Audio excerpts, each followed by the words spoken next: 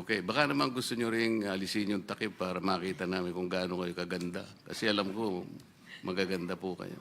Kung okay lang naman po. Actually, request nila Senator Marcoleta na kung pwedeng... Pero kasi yung kagandahan hindi pwedeng ipagkait, Mr. Chair. So you are excused, Maria and Joy. Meron ba kayong napansin nung tinatanong ko yung dalawang testigo kung sino po yung sumasagot? Ayaw po, hindi rin pinaalis yung mga maskara. So yung pala si Diskaya lang pala yung itinuturo na siya yung nandun. Sana dapat merong mga tanong pa doon eh. Di ba? Nabanggit lang ang pangalan ni Martin Romualdez natapos na. So, hindi po namin matandaan yung news na ganun po. Okay, baka naman gusto nyo ring alisin yung takip para makita namin kung gaano kayo kaganda. Kasi alam ko, magaganda po kayo. Kung okay lang naman po, kung hindi naman, okay din po sa amin. Actually, request nila Senator Marcoleta na kung pwedeng...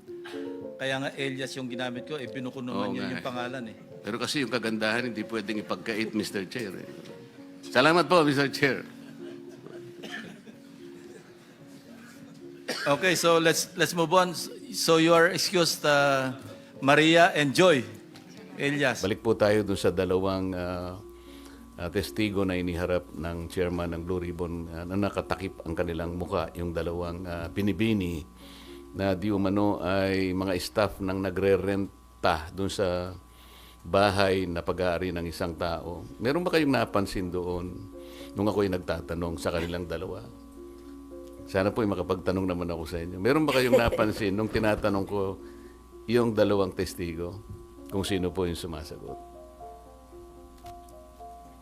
Kasi po kung nagtatanong ang isang katulad namin at dinidirekta yung tanong sa kanya, dapat siya po yung sumagot, di ba? Iwanan na po natin yung kung hindi nyo napansin. Ang ibig ko lang sabihin dito, tinatanong ko po siya, bakit kaya kayo napunta doon kung ang inyong layunin lang pala ay ituro yung Diskaya na sila pala yung ginamit na nagpapaalis sa kanila dahil yung daw bagong may-ari, kailangan na yung bahay at humihingi sila ng ilang panahon pa lang dahil napakahirap maglipat ng kanilang mga gamit. So yung pala si Diskaya lang pala yung itinuturo na siya yung nandun. Ayaw namang aminin ni Diskaya na hindi nga ako nakapunta dyan sa South Forbes na yan eh. Ba't ako na naman ang tinuturo ninyo? Pwede ko po bang malaman, kayo po nagtuturo kayo, nakatakip ang mukha nyo. Ako po na tinuturo nyo, wala bang karapatan na makita ko man lang ang mukha nyo.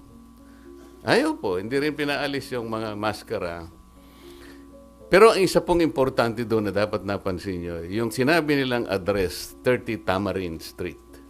Kung napapansin nyo, yun ay bahagi ng paglalahad ni Saldico na sinabi niya yung isang 1 billion pesos ay doon i-deliver.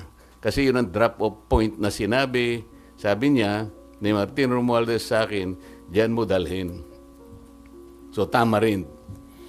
Ang gusto ko sana dapat merong mga tanong pa doon eh.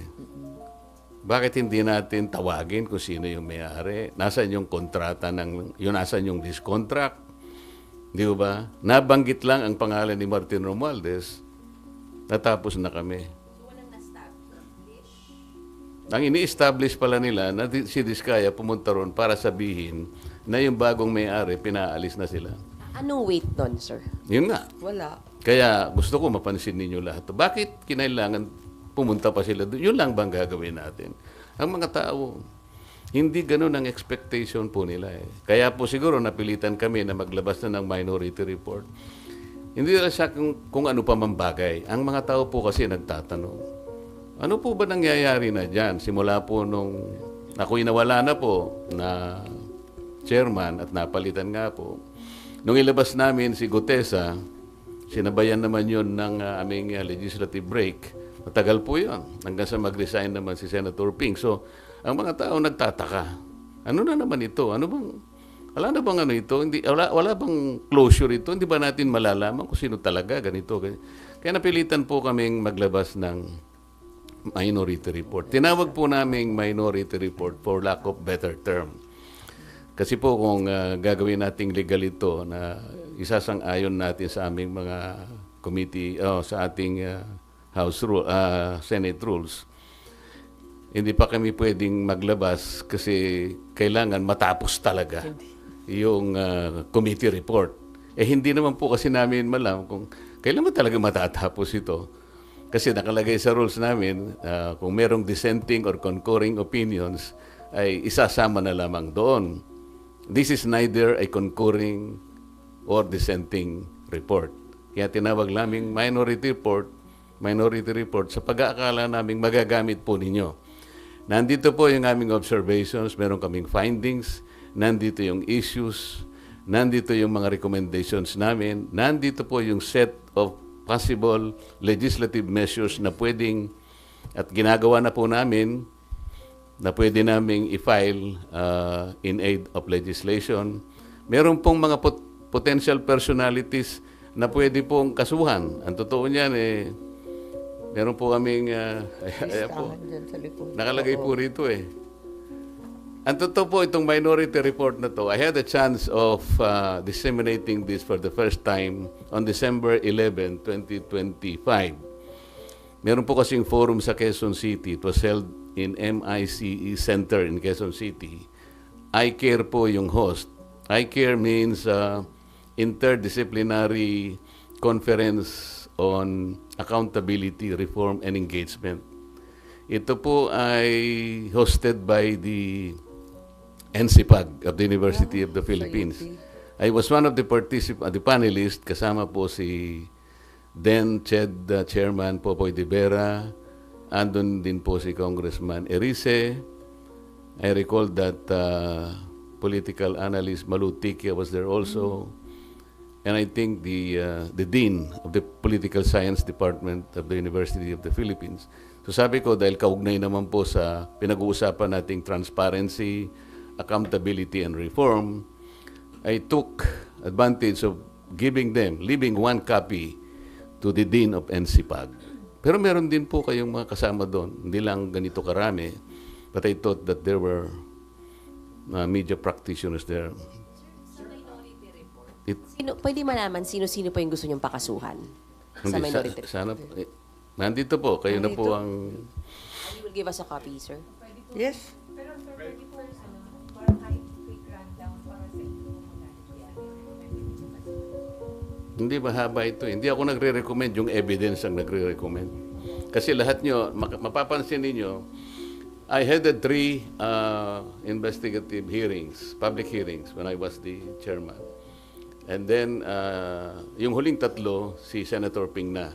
Kaya this constituted 3 hearings all in all. So we utilized the same resource persons, the same witnesses. We relied on their collective and individual testimonies. So kaya namin na itong findings na ito.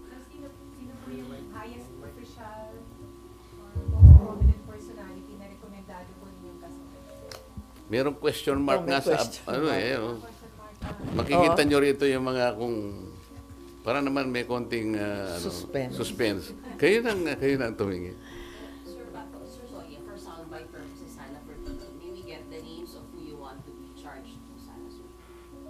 Sound bites. Hindi po kasi, sir, kailangan namin mag-guide. Yung arrows kasi Alam naman ninyo kung sino-sino. nakaturo kay Speaker Romualdez. So, it's safe understanding po. Yung arrows kasi, base sa nagtuturo sa kanya at mababasa nyo dun sa kanilang mga testimonies, individual. Talagang, for example, Gutesa, tinuro si Saldico and Martin Romualdez. Si Diskaya, nabanggit din ang pangalan ni Martin Romualdez. At yung mga iba, si Alcantara, si Bryce Hernandez, pinagtuturo kung sino-sino at papunta lahat sa direksyon ni Martin Romualdez.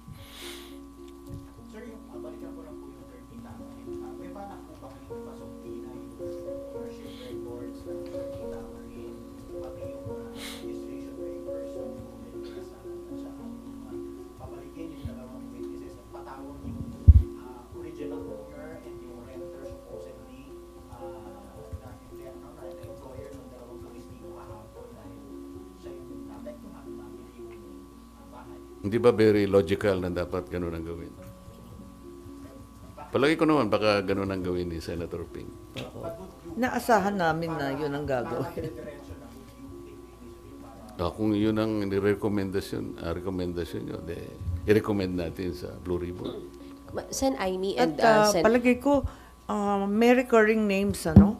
Yung pangalan ng mga abogado na kasulat, na proxy, hindi lamang sa 30 Tamarind na ulit-ulit na binabanggit, kundi dun sa foreign properties din. Yung Soto Grande yata, andun pa rin yung Attorney Paras at yung iba't ibang law offices na alam natin. Yusek na rin ng DOJ, si Senator Andres. Yusek Andres, di ba? Jess Andres. Pero hinihintay ko nga sana kahapon kaya nandun ako. Kasi initially parang ayaw ko na muna. Kaya lang dahil nakita ko sa listahan nandun si Yusek Traigib at nandun si Yusek Bernardo. Baka ako dito magkakaharap itong dalawa. Tama. So naghintay ako doon. And then naisip ko nga na sinabi nga ni Senator Ping during the hearings sa budget, sa plenary debates ng DBCC, talagang sinabi niya yung 8 billion na binibigay ni Yusek Bernardo kay Yusek Traigib. At si Yusek naman binibigay kay Adrian Bersamin. So iniisip ko, baka ako dito magkakaharapan, makikita natin yung tanungan kung saan papunta. Because ang sinasabi natin, di ba, wherever the evidence will lead us, palaging ganon. Bakit wala si Adrian Bersamin? Sen Aimee and sa inyo na rin po, Sen, isa na lang po. Bagamat di naman po kayo pinangalanan kahapon, pero may mga pasaring si Senator Lacson dun sa mga nangmamaliit, nangiinsulto daw sa Blue Ribbon hearing. Sabi niya, shut the F up. Sabi niya, your noise will not silence the truth. Neither does it provide any help in our investigation. Your noise cannot convict and won't even indict the malefactors of this flood control mess. Your comment on it. Sa palagay ko, hindi naman ako yun. Kasi alam ng kahit sinong senador na hindi pwedeng utusan ng kapwa nilang senador. Sa Senado, hindi naman pwedeng maghari-harian o magreyna-reynahan. Palagay ko, hindi rin ako yun. Hindi rin ako yun. At alam ko, hindi ako ang pinatutungkulan yun. You don't feel alluded to? I don't feel alluded to.